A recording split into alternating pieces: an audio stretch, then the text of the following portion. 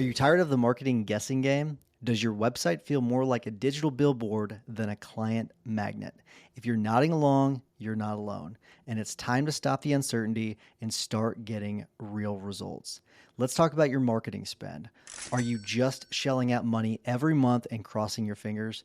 Do you ever wonder what impact your marketing is really having on your revenue? Well, it's time to take the guesswork out of the equation with Rise Up Media. We've been working with them for over a year, and the feedback from our fellow members has been fantastic. Rise Up Media is here to take your marketing to the next level. They'll even perform a full audit of your online presence, giving you the good, the bad, and even let you in on what your competition is up to that you're missing out on. And the best part, there's no obligation, no catch, no pressure.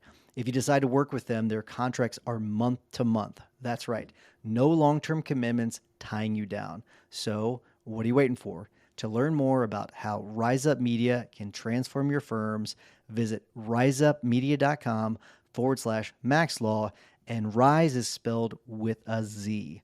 riseupmedia.com/maxlaw. This is Maximum Lawyer with your host, Tyson Mutrix.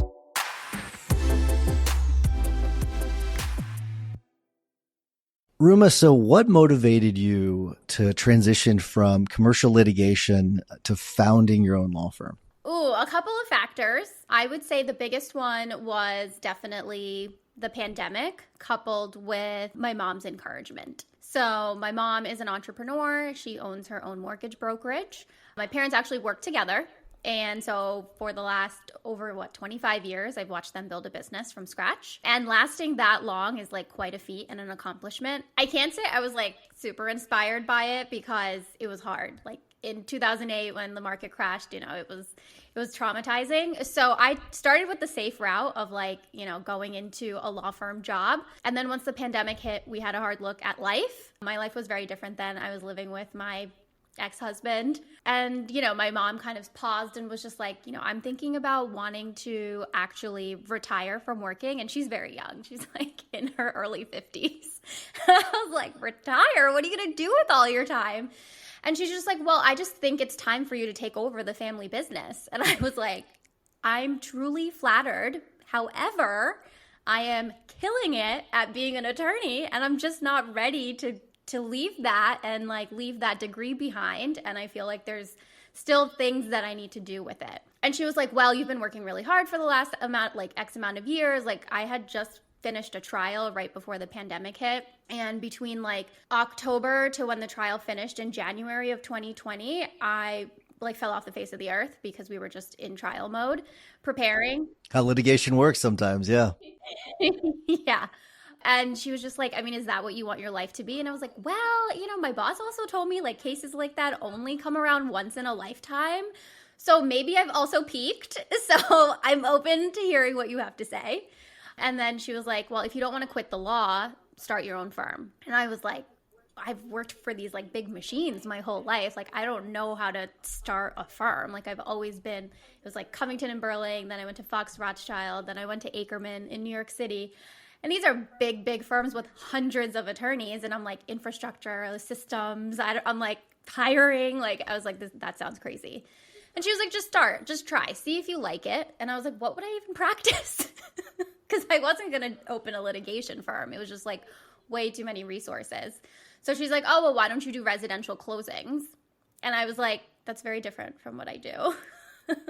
And she was like, maybe you'll like it. And so she basically ended up introducing me to an elderly attorney who's definitely on his way to retirement now. And he was telling me about just his storied life of being a solo practitioner. And I was like, well, if I start my own firm, I definitely don't want to be a solo, but I will take all the wisdom you're willing to give me to at least get me started on this area of just residential closings.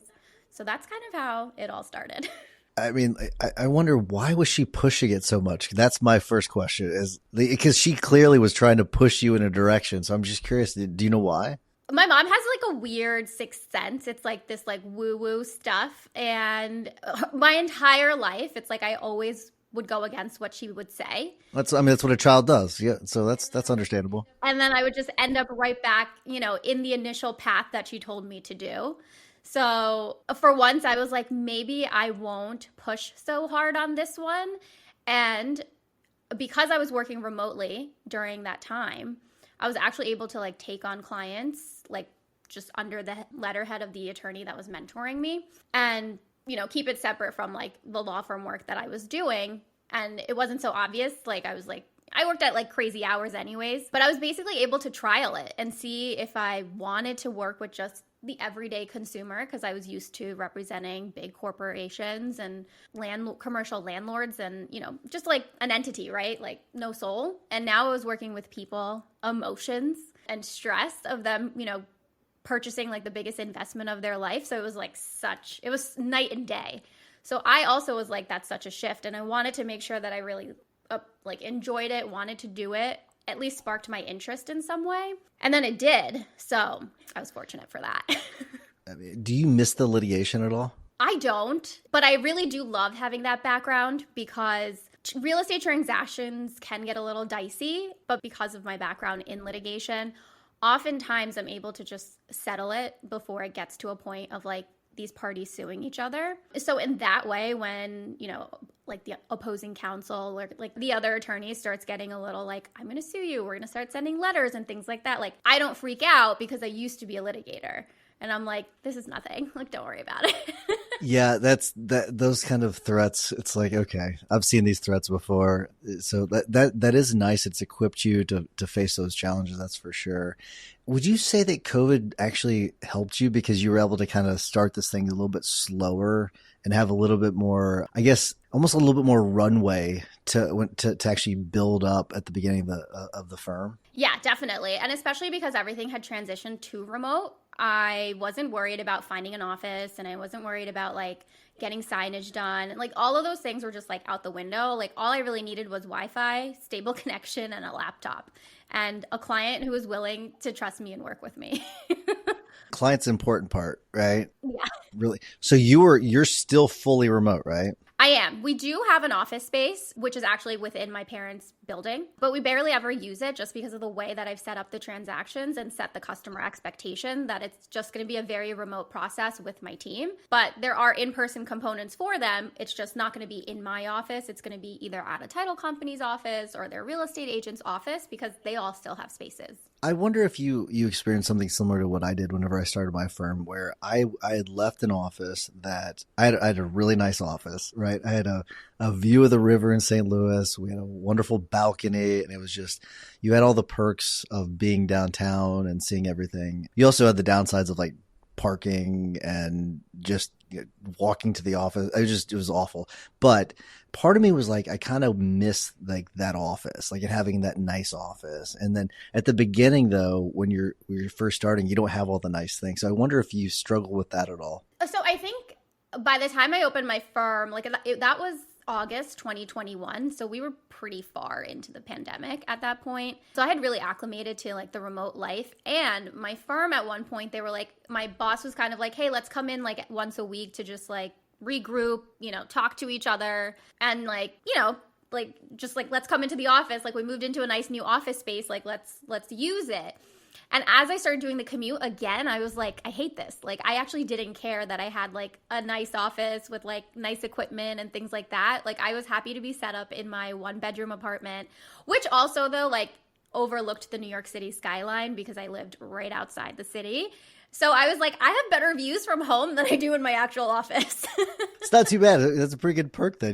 Then you don't really have to worry about, missing out on a nice big office or anything like that. So that's pretty good. Yeah. So you are going to be speaking at MaxLawCon this year. And Becca wanted to make sure I brought that up. And so I believe the title is going to be the virtual scale blueprint, building a thriving remote law firm and step into your CEO role. Is that right? Is that the name of it?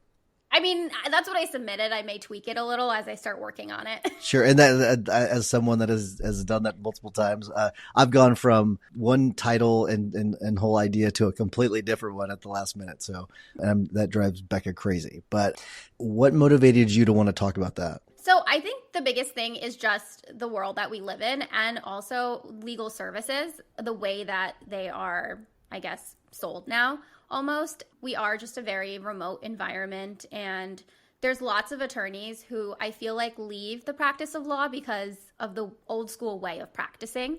You know, even back when I was a college student and I just started cold calling attorneys all over New York City, a lot of them just had the same, half of them said don't go to law school. And then the other half said make sure you get real world experience so you know what it really feels like, right? So that didn't deter me, but I knew that when I started my practice, I wanted to do it my way. And I wanted to see if I could do it my way.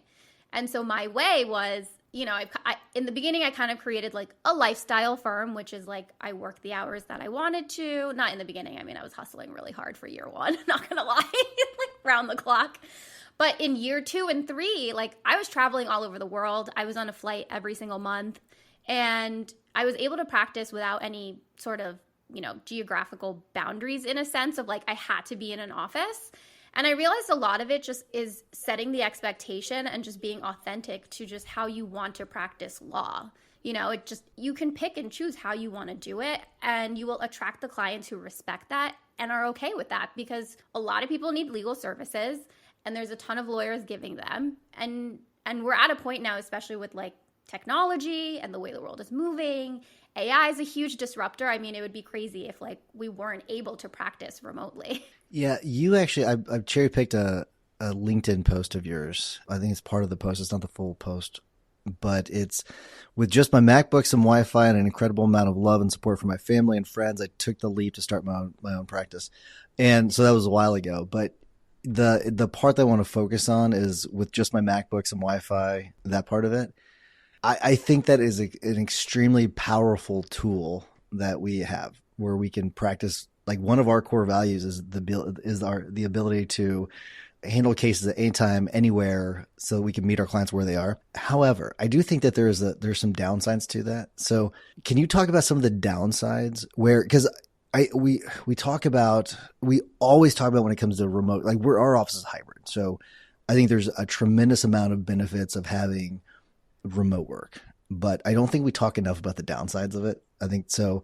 Will you talk about some of the downsides of maybe having the MacBook and Wi-Fi and basically the ability to work anywhere at any time? Yeah. So in my first year, I ran my business off my cell phone. So like anyone could reach me at any time. And because of that, people were like, and I would be up at 5 a.m. sending emails, which then triggered people to call me. And I was like, wait, no, that's not why I meant to do that. I just like working between 5 a.m. and 8 a.m.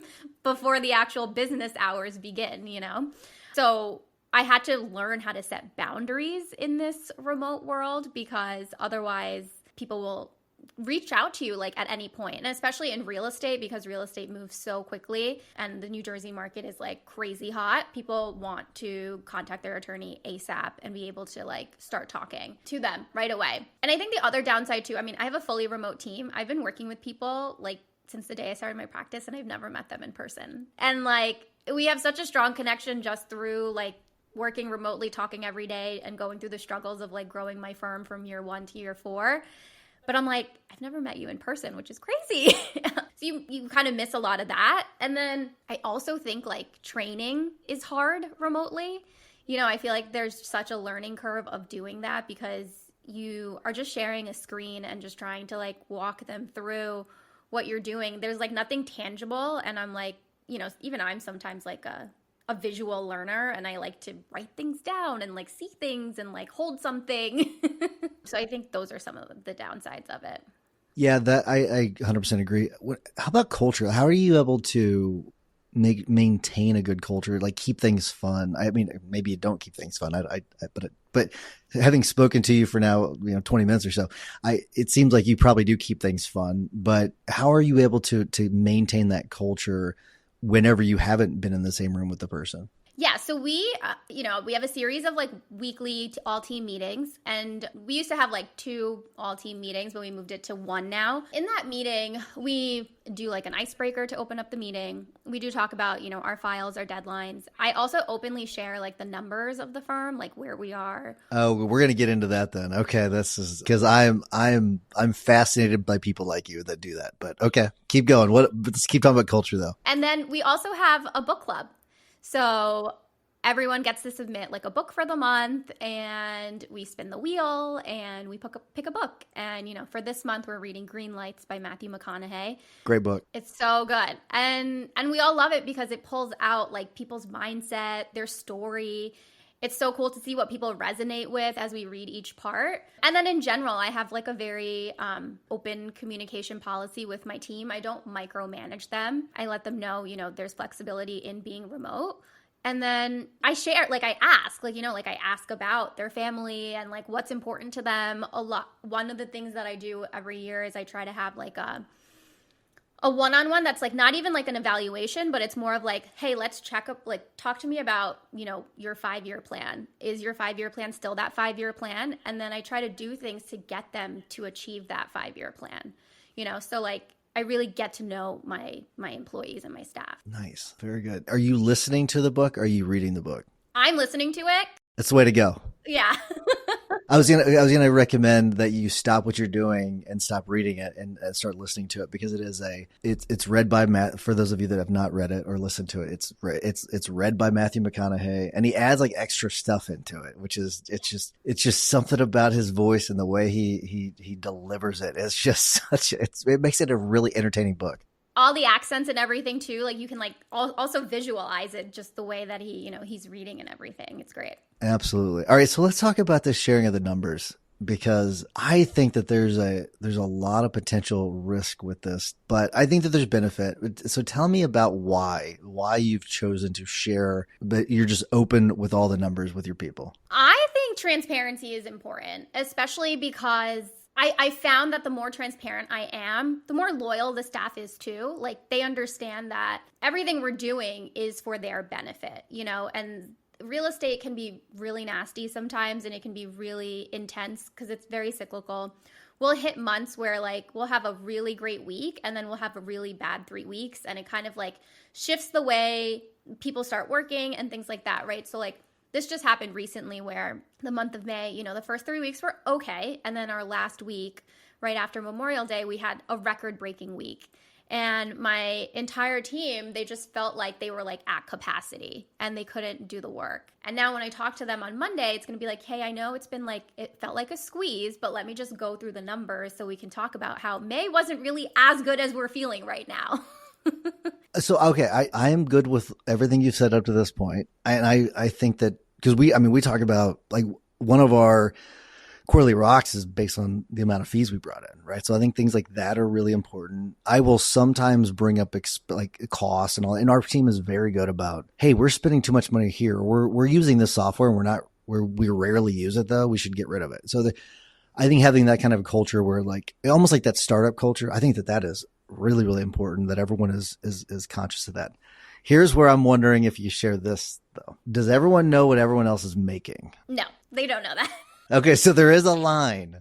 There is a line. Well, I also hire people in different countries, right? So there's a stark difference in someone that's in New Jersey versus someone that's in like, Lima, Peru. That's very true. There's also like can become issues where if the person in Lima, Peru is making more than the person in the United States, because that could be, there are those situations where that could happen too, depending on the expertise of the person. So I always I'm very curious about people that share salary information from employee to employee. And I was really curious if you shared that. So you and I are on the same page, I think, with most of it. Is there anything that you think that you share when it comes to a numbers perspective that you think that maybe most firm owners would kind of cringe at? That I share? Yeah. It's like, is there any other, we don't it's not like we share all of our financial documents with. No, I don't like pull up a P&I, right? But like the numbers that I like on a weekly basis, I tell them what we've collected. And then I let them know once I meet with our CFO, our fractional CFO, I'm like, hey, these are our numbers for last month. These are the amount of closings that we had. These are the amount of files that got canceled. These are the fees that we brought in. And then these are the expenses that we had. So everyone knows what our break even point is because, you know, I'm like, we have a break even point. Anything above X amount means like, you know, I can bonus you guys. And so like, basically that's, you know, kind of how I share with them. I want to go back to your mom for a second.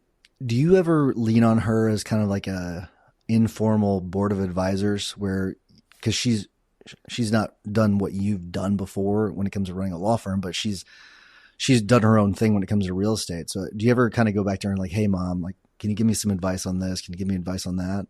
I don't. Oh, why not? Okay.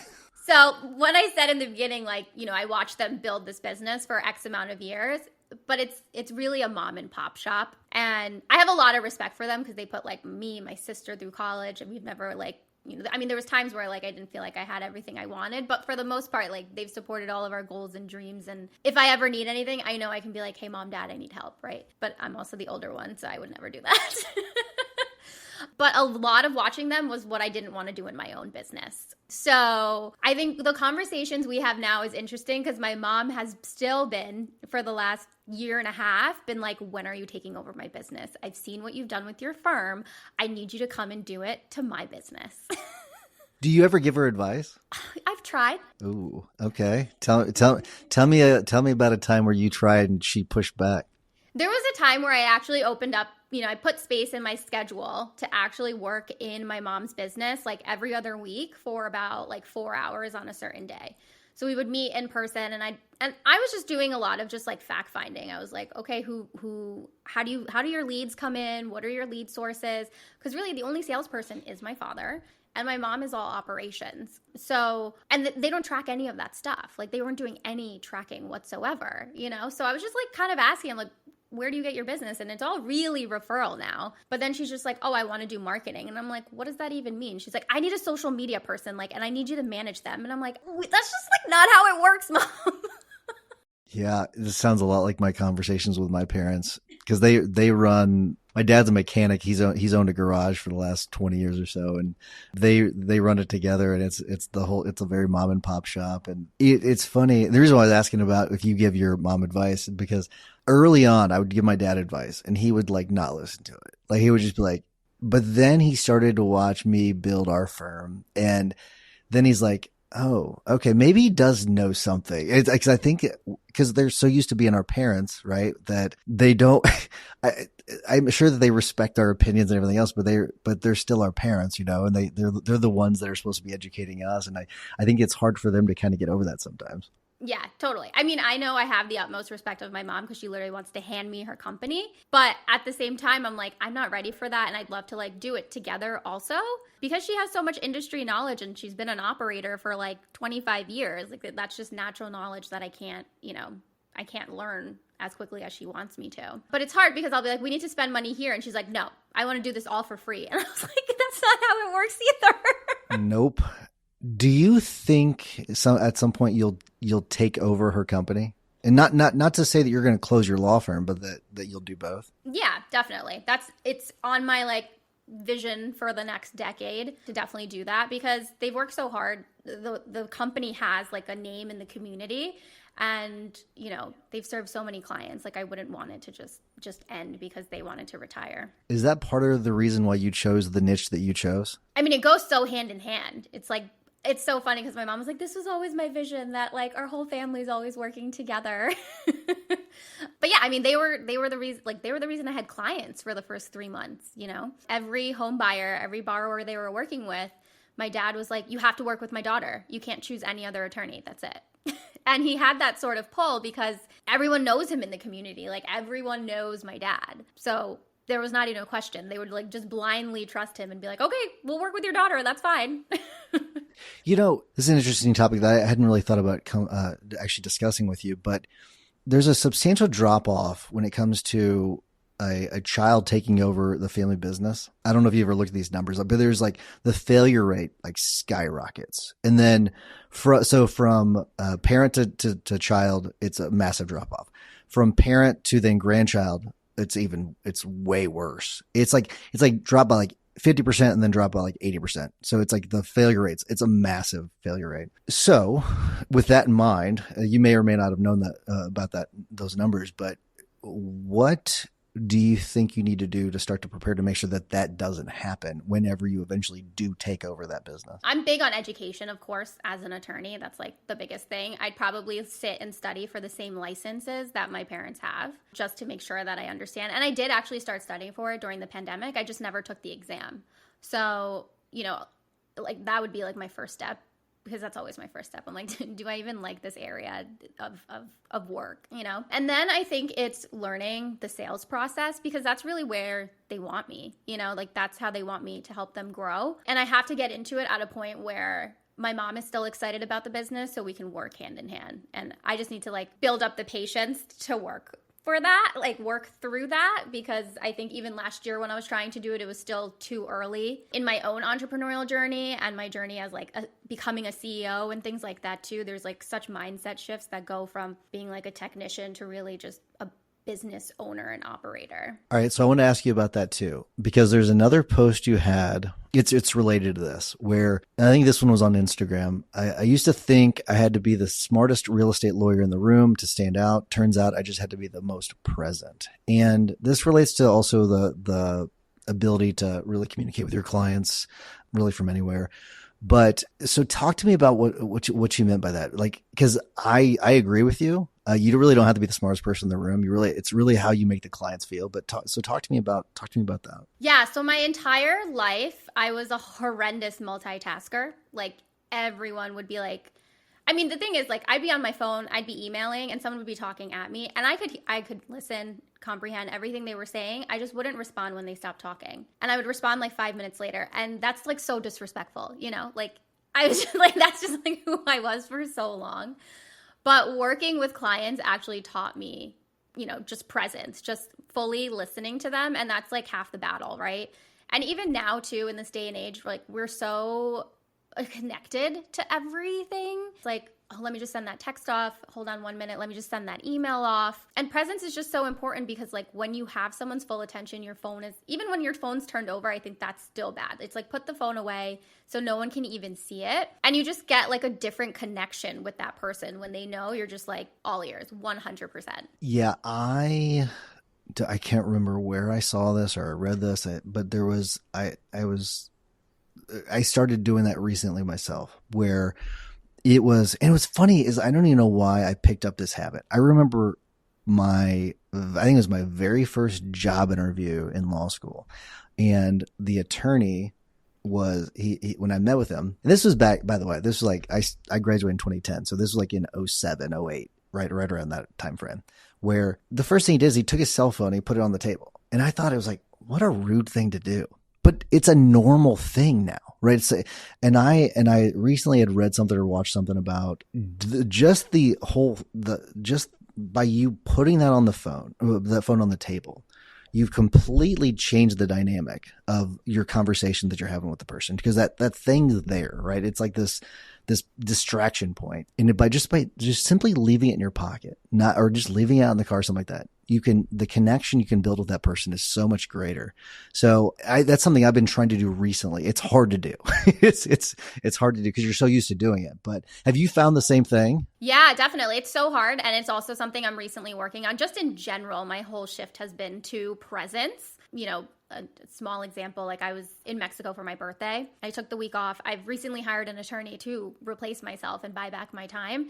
And instead of just leaning into that, I was still glued to my phone and checking emails. And my partner looked over at me and he's like, we are on the nicest beach. The weather is perfect. The sun is shining. You've got a cocktail in your hand and you're looking down at your phone. And I was like mortified, like when he called me out. And I was like, you're so right. throw my phone in the ocean. Yeah, it's one of those things where it's the phone is such a blessing and a curse at the same time, and we do sometimes we miss out on most of the world by just looking down at our phones. I've talked about this before, but I was in Scottsdale with my wife, and we like to go hiking when we go out there. And on the way down the mountain, we were coming back. You can't hike and look at your phone. No, not at all. And we weren't, but there was this guy that was coming coming up. He was starting, we were just ending our hike. He was just starting his hike. And this has turned into like such a joke between the two, me and my wife, but he's like, every single person that went by, he's like, "Hey, it's good to see you. Good to see you." And when he said it to us, we're like, "Do we know this guy?" It was like, he said it to us like he'd do us. He looked at us right in the eyes, and it was like, "Oh, weird." Like, and we looked at each other. Do you know who was that? We're like, "I don't know." So we could have had this challenge every once in a while where we're like, all right, next person to say it to the next person wins, right? So what it got me doing is like looking up, and like the next week I was like going to the grocery store and stuff or wherever I was going. And it was amazing by the number of people when you're walking are not looking at it. They're looking down at their phone, walking around, like if you're driving around, all you see people just looking at their phones. It is the wildest thing. And you miss out on so much of the world when you do that. It's so true. Yeah. Okay, so you've mentioned a couple times your kind of the vision for the firm and also, you know, taking over your mom's company. Is there anything else to it? I wonder if you have like this big empire vision or really what is the vision that you have for what you're building? You know, I like in this business coaching program that I'm in, one of the things we do upon joining is like figuring out your 10x vision. And, you know, I was writing everything down and I was really excited about it. But then I went back and looked at it like 6 months later, like recently. And I was like, so much of this is like so superficial. You know, it's like the houses and like the big business and like the 7-8 figures and all that. And I'm like really trying to figure out what it is that I want my life to look like and come from a place of like purpose and impact. I see money as a tool. There's a lot of like money work that I've been doing too to like shift my mindset around that and using it to, you know, have the nice things that I want in life, but also making sure that I'm like leaving an impact and creating like a generational path of just women in business, women in law, the remote work environment, like being able to work on your own terms and having the balance. I mean, you know, you can't have it all. Of course, there's a trade-off when you focus on one for the other, but trying to get as close as possible to like what is authentic to you. And building my business has been such a journey in that because a lot of it I've built from like, how does this make me feel?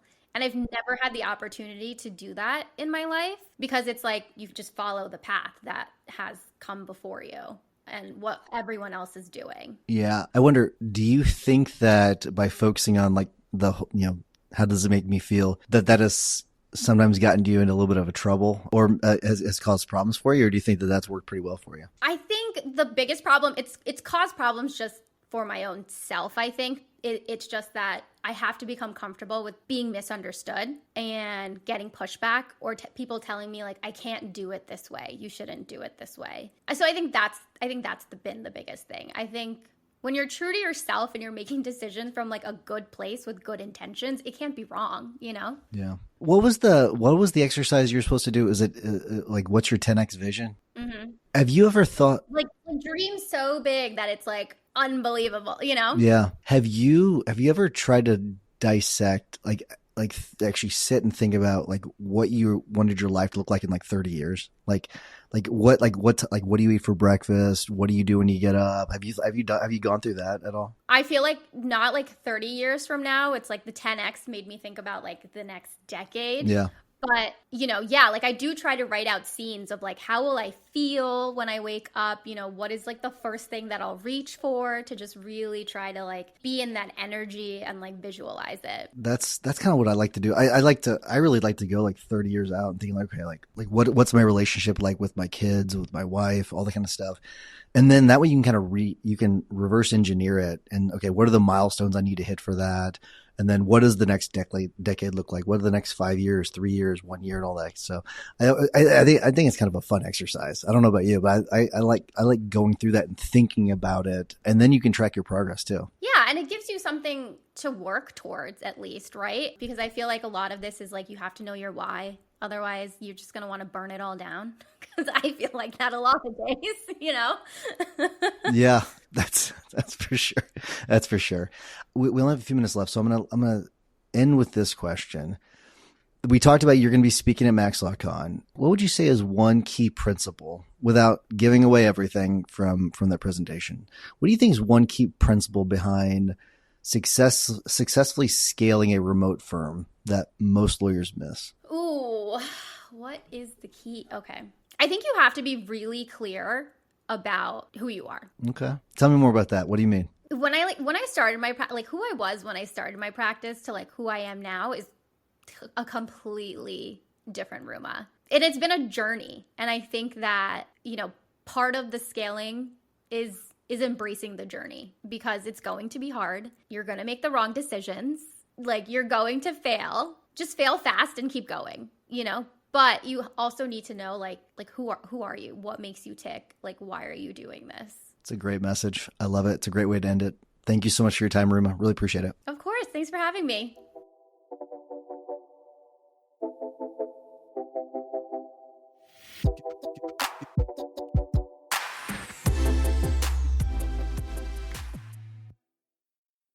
Have you been hurt by sloppy bookkeeping?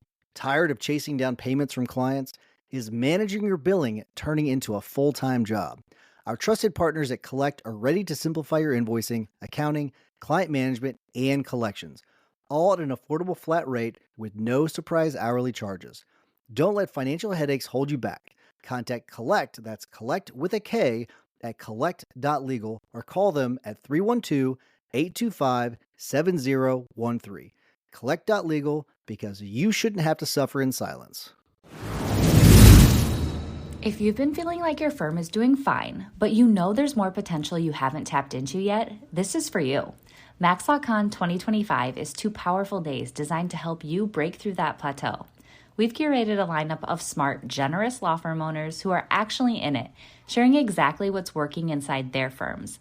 No fluff, no gatekeeping, just real strategies you can take back to the office and implement. You'll walk away with clarity, renewed energy, and a plan to build the kind of firm that truly supports the life you want. And you'll save $500 off general admission when you grab your ticket today. Head to maxlawcon.com and lock in your spot. We'll see you there.